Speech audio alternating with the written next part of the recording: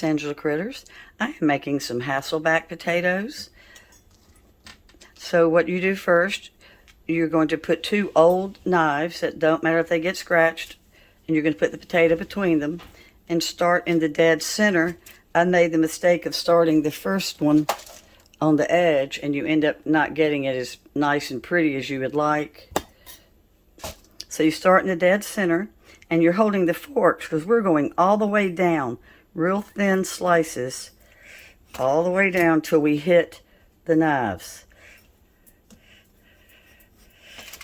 And so I've got my oven preheated at 450, and I like to start these off raw, like with no seasoning or no oil, and I go ahead and cook mine for 10 minutes, and then I take them out, and then I'm going to rub some garlic flavored oil all through them, and they're going to bake for another 35 minutes. They cook for about 45 minutes.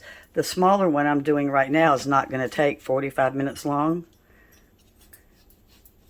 And these are so beautiful. Sometimes I make caramelized butter to put over the top, but this is just a simple version this time. And so you'll see they're a little tiny bit time consuming, but they cook up so beautiful. And they remind me a little bit of the potatoes that you buy when you're at a tavern. And they're like pub potatoes, and they're kind of soft but crispy. So these are going to be crispy on the outside, but the inside is just going to be so tender. You're not, see how I've got them all split? The hardest part of these is just getting them cut. And if you follow my channel, you know that my hands are disabled, and I also have arthritis, so you would have made much quicker work of these than me. And I'm kind of pinching the potatoes tight. I've got my, knives here. I'm trying to keep it together. These are worth the little bit of time it takes to cut them up. I can't tell you how incredibly good they are. You'll see there is a big difference in these 2 potatoes and that one in size. So I'm checking this one at 35 minutes, but meanwhile they're going in for 10 minutes.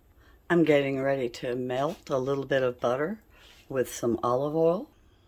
So I'm just using a little bit of garlic, some onion powder, and black pepper. You could use any spices that you like.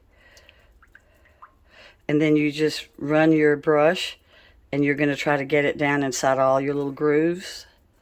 It's already cooked for 10 minutes.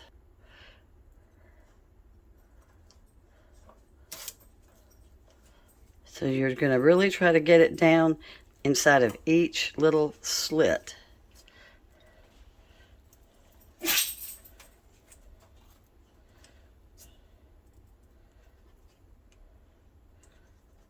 When somebody with good hands cuts them, they are the star of the dining room table when you serve a meal. I mean, they really are.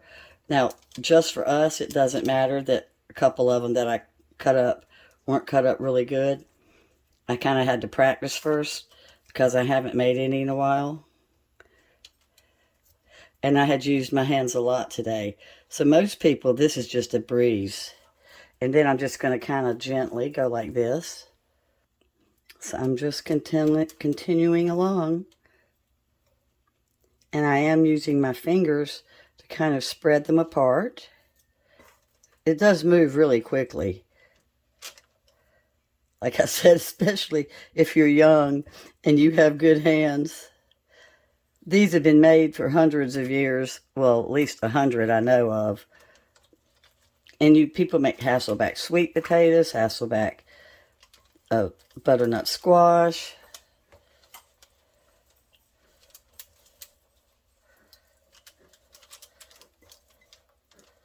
I believe they originated in either Sweden or Norway. So this really isn't about them being pretty, of course. It's about how good they taste. And the important thing is they're going to taste great, even though, I kind of cut them a little bit funny. You're going to love them. You can also add some chives if you like to this, parsley. And like I said, sometimes I do a little bit of caramelized browned butter and I pour them over at the end, but I've used so much butter this time that's not necessary. Okay, so they're going back in, and I am going to check the little small. It's out of the oven. It tastes even better than it looks. Thanks so much for watching.